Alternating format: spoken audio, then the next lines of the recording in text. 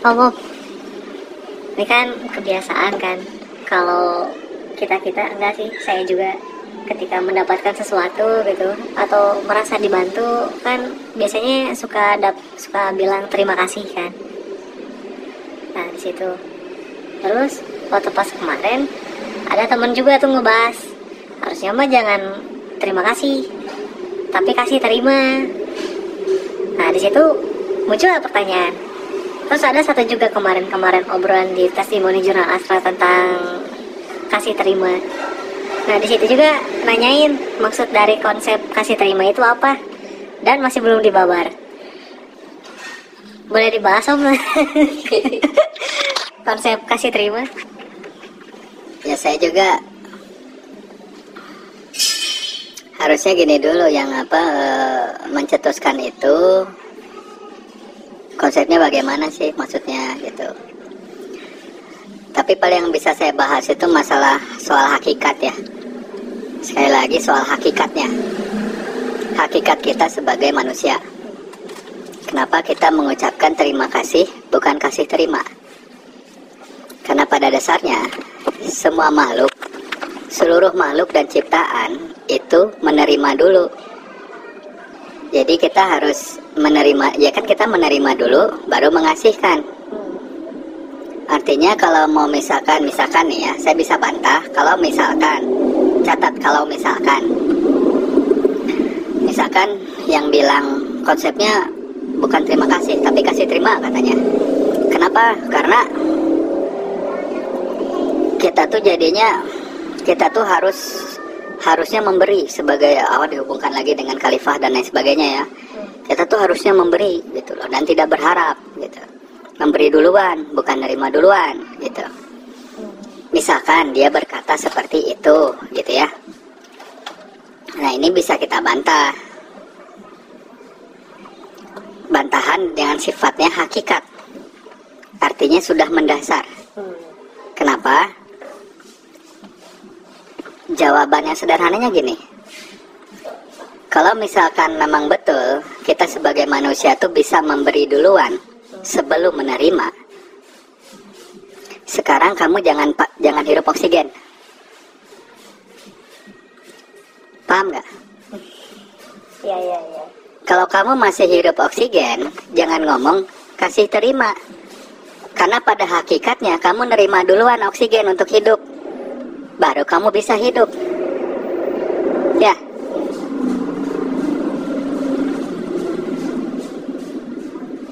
Hakikat kan itu?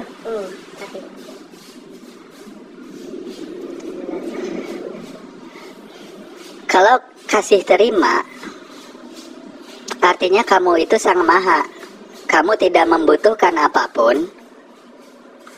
Karena kamu tidak membutuhkan apapun, maka kamulah yang memberi duluan ya. Paham nggak? Kan kasih terima, artinya kamu ngasih duluan dan tidak membutuhkan apapun. Artinya kamu hidup pun tidak membutuhkan bantuan eksternal. Hanya dasar keinginan kamu udah langsung hidup dan langsung punya segala sesuatu untuk diberikan. Nah, kalau begitu iya, kasih terima. Kalau kamu sang maha. Makanya tadi saya bilang ini berhubungan dengan hakikat. Kita sebagai ciptaan itu terima kasih, bukan kasih terima. Yang kasih terima itu hanya sang maha. Ini bisa diikuti nggak? Bisa dipahami nggak? Nah, ini kalau kita bicara dalam konteks hakikat ya secara general. Kenapa kita mengucapkan terima kasih? Karena pada kenyataannya, sekali lagi, tentang realitas dan kenyataan. Bukan anggapan, bukan harapan. Sekali lagi, bukan anggapan, bukan harapan, tetapi fakta, realitas. Bahwa kita tidak pernah bisa memberi duluan, tetapi kita harus menerima duluan. Kalau ini mau dibantah, balikin lagi ke orangnya. Kamu aja sekarang masih hirup oksigen. Kalau kamu mau ngomong gitu, jangan hirup oksigen. Dan kamu tetap hidup. Lalu kamulah yang memberikan oksigen. Betul tidak? Kan sesimpel itu. Nah sekali lagi saya ulang, ini tuh masalah latah. Ntar, parem.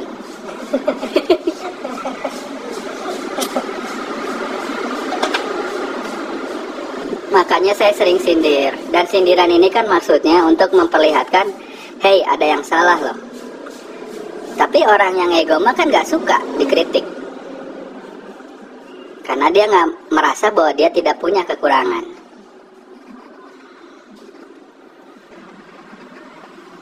Makanya saya sering mencoba mengingatkan gitu loh. Maksudnya jangan latah. Pahami dulu dong gitu. Jangan cuma latah bari jeung teu paham.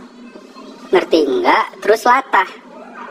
Mending cuma latah doang untuk dirinya sendiri. Ini dibagi-bagiin ke umum padahal dia nggak paham. Ya sama kayak pengucapan kasih terima. Kan tanpa memahami dulu, langsung sharing-sharing aja, bagi-bagiin aja, langsung nyalah-nyalahin aja. Kan itu yang salah, kan itu yang nggak bener gitu. Kalau sekarang dibalikin kayak gini terus mau apa? Coba bantah. Coba argumen saya bantah.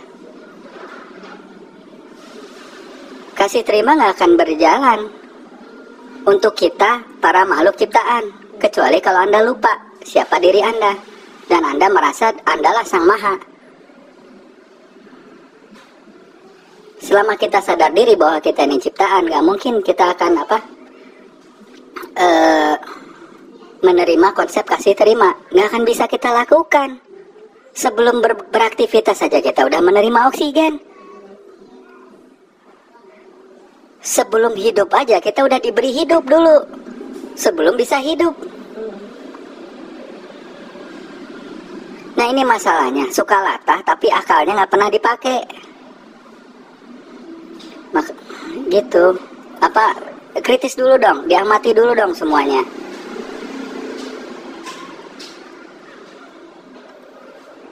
Sok pikirkan lagi. Hanya Sang Maha yang bisa kasih terima. Sang Pencipta. Ciptaan mah terima kasih karena diberi dulu oleh yang penciptakan kan. Saya bingung karena ini kan sederhana sebenarnya gitu loh. Kok kenapa sih gitu? Hal sesederhana ini aja orang-orang teko repot.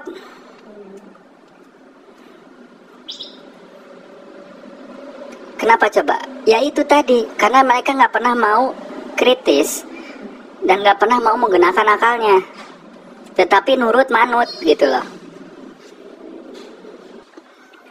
Nah itu tadi dalam hakikat ya. Sekali lagi ingat konteksnya semua yang tadi saya bicarakan itu saya awali dengan ini konteksnya hakikat ya gitu. Nah ini satu masalah lagi nih. Orang-orang yang seperti tadi ini bisa jadi masalah lagi ini. Karena ya itu tadi tidak menggunakan akal. Ya contohnya tadi aja apa-apa latah doang gitu, langsung diterima, disebarkan. Nanti kalau saya nggak jelasin begini pun nanti yang diambil sebagian-sebagian. Tidak melihat konteks secara keseluruhan. Semoga jangan. Artinya gini, bukan saya menyalahkan kasih terima dan terima kasih. Sekali lagi, mohon maaf, harus berkali-kali karena saya bukan anak baru lahir dan saya bukan sekali dua kali berhadapan dengan orang-orang seperti itu ya.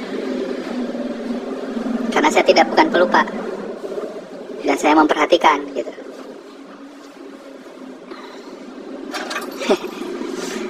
Nah, sekali lagi tidak menyalahkan soal konsep terima kasih dan kasih terima. Tetapi ingat dong, konteks, situasi dan kondisinya. Tempatkan itu pada konteksnya. Kasih terima dan terima kasih kalau ditempatkan sesuai konteks, situasi dan kondisi maka bisa saja berlaku. Bisa dipahami?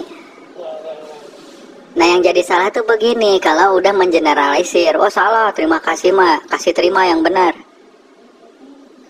Dalam konteks hakikat udah jelas terbantahkan kan? Gitu loh.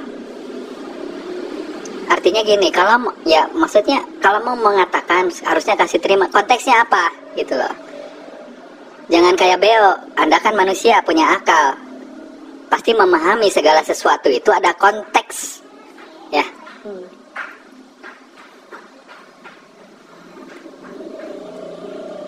Depend on situasi dan kondisinya.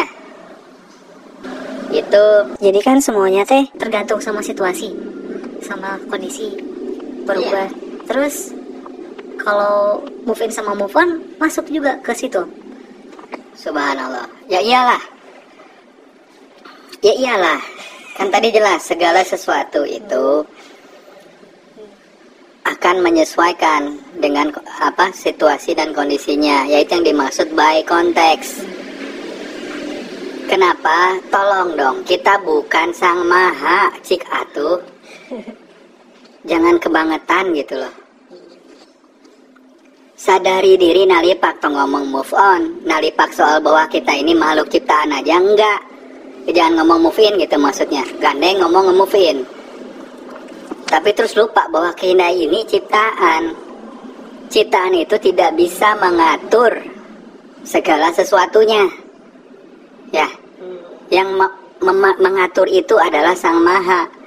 Artinya kita tidak mampu mengatur, makanya semuanya by konteks, by situasi dan kondisi. Apa saja itu? Pandangan, wawasan, jangkauan, kan itu. Kan tiap kepala aja beda dalam melihat sesuatu. Itu apa namanya? Wawasan kan? Cara pandang kan? Masa lupa itu? Gitu. Nah jadi jangan ngomong move in kalau hal-hal dasar seperti tadi aja lupa. Ya, masuk akal nggak? Masuk. Jadi kalau udah lupa konteks, jangan ngomong move in deh. Pahami dulu move in itu apa. Gitu. Jangan cuma jadi beo. Gandeng kesana kemari, bari nggak ngerti yang diomongin apa. Nanti kasusnya kayak tadi. Harus kasih terima misalkan, nyalahin langsung. Jangan terima kasih, sekarang kasih terima, balikin lagi ke dia. Saya tutup oksigen kamu ya, kamu hidup ya. Bilang aja gitu. Jangan kamu hirup oksigen. Berani nggak dia gitu? Nah jangan jadi sampai kayak gitu lagi gitu loh. Dan jangan mengulang terus kesalahan yang sama. Terus kapan mau berkembangnya? Terus dari mana merasa sudah paling bagus, paling terfasilitasi, paling terdepan, paling berkembang? Loh faktanya kita lihat nggak pernah move on kok gitu. Nggak pernah berkembang dari hal-hal yang tadi. Ini kan gitu.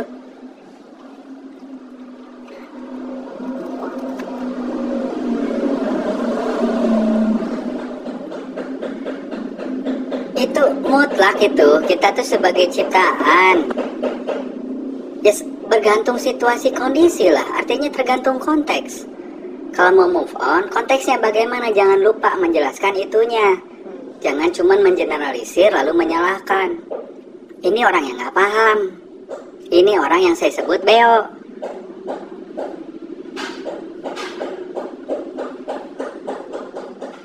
Karena cuma bisa mengcopy paste atau latah doang, tapi nggak paham.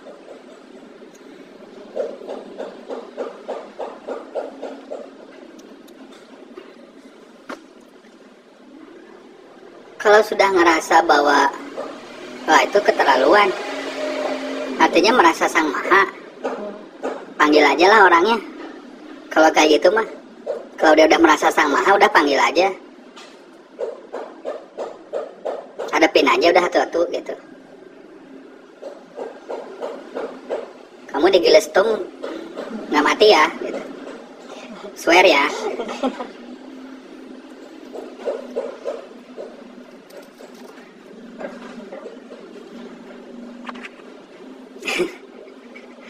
Atau udah sok nih. Tapi memang begitulah kondisi sekarang, udah separah itu dan nggak pada nyadar. Kita tuh nggak pada nyadar kondisi kita tuh udah parah banget. Akal tuh kayak udah nggak ada. Otak nama ayah, akal nak kemana gitu. Kayaknya tuh masih di ini semua, masih apa, masih disegel gitu. Supaya nanti kalau dijual ori kayaknya. Ori bos, ori. Lebaran nggak mau pakai. Supaya harga jual tinggi.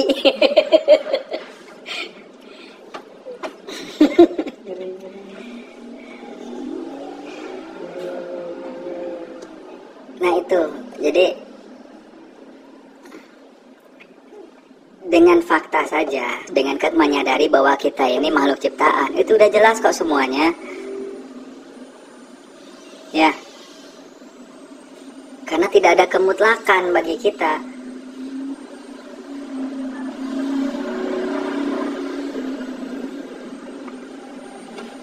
Udah. Udah ya udah ngerti. Ya move on kan ngerti sih kita teh siapa, terus move on tuh berkembang. Iya. Kasarnya gitu. Dua-duanya itu berguna, dua-duanya benar, dan dua-duanya bisa kita aplikasikan. Yang jadi salah itu kalau misalkan menyalahkan dan memutlakan salah satunya saja. Jangan move on, move in, yang bener mah ganeng gitu. Terus kamu itu ngatur kehidupan teh gitu, balikin aja gitu. Kalau kamu ngomong gitu sok pengaturkan kehidupan. Kalau sekarang siang jangan sampai malam ya. Tahan tuh matahari. Tungguin aja 6 jam. Kalau dia nggak bisa, hajar aja habis-habisan. Kelewat sombong soalnya. Dan lupa diri.